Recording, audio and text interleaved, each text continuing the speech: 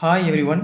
இன்றைக்கி attorney general அல்லது மத்திய அரசின் தலைமை வழக்கறிஞர் ஆர்டிகிள் 76 இதை பற்றி பார்க்கலாம். அதுக்கு முன்னாடி மத்திய அரசு அதை பற்றி சொல்லக்கூடிய ஆர்டிகிள் வந்து பார்த்திங்கன்னா 52 அதில் ஆரம்பித்து 151 வரைக்கும் மத்திய அரசு பற்றி தான் சொல்லுது. 52லேருந்து 151 வரைக்கும்.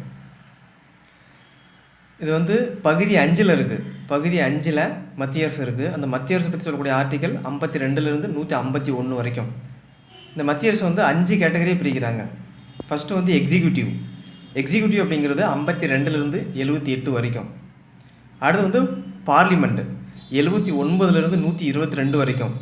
அடுத்து வந்து பார்த்திங்கன்னா ஆர்டினன்ஸ் அவசர சட்டம், குடியரசுத் தலைவருடைய அவசர சட்டம் ஆர்டிகல் 123. அடுத்தது வந்து பார்த்திங்கன்னா ஜுடிஷியல் நீதித்துறை 124லேருந்து 147 வரைக்கும். அடுத்தது CAG controller auditor general of India மத்திய அரசின் தலைமை கணக்கு தணிக்கை அதிகாரி 148லேருந்து 151 வரைக்கும். இந்த மாதிரி 5 கேட்டகரியை பிரிக்கிறாங்க. அதில் ஃபஸ்ட்டு வரக்கூடியது எக்ஸிக்யூட்டிவ். அதில் ஒரு இம்பார்ட்டண்டான ஆர்டிக்கிள் தான் 76 அட்டார்னி ஜெனரல் அல்லது மத்திய அரசின் தலைமை வழக்கறிஞர். இதை பற்றி பார்க்கலாம். இவர் நாட்டின் மிக உயர்ந்த சட்ட அலுவலர்.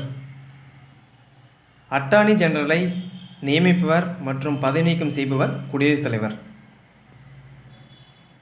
இவரின் தகுதிகள் வந்து உச்ச நீதிமன்ற நீதிபதிக்கான தகுதிகளை பெற்றிருக்க வேண்டும். அடுத்து முக்கியமான பாயிண்ட்டு, இவருடைய பதவி காலம் சம்பளம் அரசியலமைப்பில் குறிப்பிடப்படவில்லை.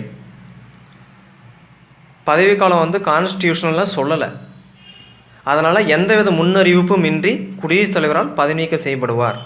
மேக்ஸிமம் ஆளுங்கட்சிக்கு ஃபேவரபுளாக இருக்கக்கூடிய பர்சன் தான் இந்த மாதிரி நியமனம் பண்ணுவாங்க. அப்படி பிடிக்கல அப்படின்னா மத்திய அமைச்சரவையின் பரிந்துரையின் பேரில் குடியரசுத் தலைவர் பதவி நீக்கம் செய்வார். இவருடைய சம்பளம் மற்றும் பதவி காலத்தை தீர்மானிப்பவர் குடியரசுத் தலைவர். இவர் பாராளுமன்ற இரு அவை கூட்டங்களிலும் கலந்து கொண்டு பேசலாம், கருத்து தெரிவிக்கலாம். ஆனால் வாக்கெடுப்பின் போது வாக்களிக்க இயலாது. முக்கியமான பாயிண்ட்டு. அடுத்தது ஒரு எம்பி பாராளுமன்ற உறுப்பினர்களுக்கான சிறப்பு உரிமைகளையும் பாதுகாப்பையும் பெறுவார். ஒரு எம்பிக்கு வந்து என்னென்ன சிறப்பு சலுகைகள் உரிமைகள் இருக்கோ, என்னென்ன செக்யூரிட்டிஸ் இருக்கோ அது எல்லாமே இவருக்கும் கிடைக்கும். இவர் நாட்டில் உள்ள அனைத்து நீதிமன்றங்களிலும் அரசின் சார்பில் வாதாடலாம், நீதிமன்ற நடவடிக்கைகளில் கலந்து கொள்ளலாம். இது ஒரு முக்கியமான பாயிண்ட்டு. குடியரசுத் தலைவர் அல்லது மத்திய அரசிற்கு சட்டம் தொடர்பான ஆலோசனைகளை வழங்குவார். இவர் பதவியில் இருக்கும்போது மற்ற நிறுவனங்கள் மற்றும் அமைப்புகளில் பொறுப்பு வகிக்க இயலாது.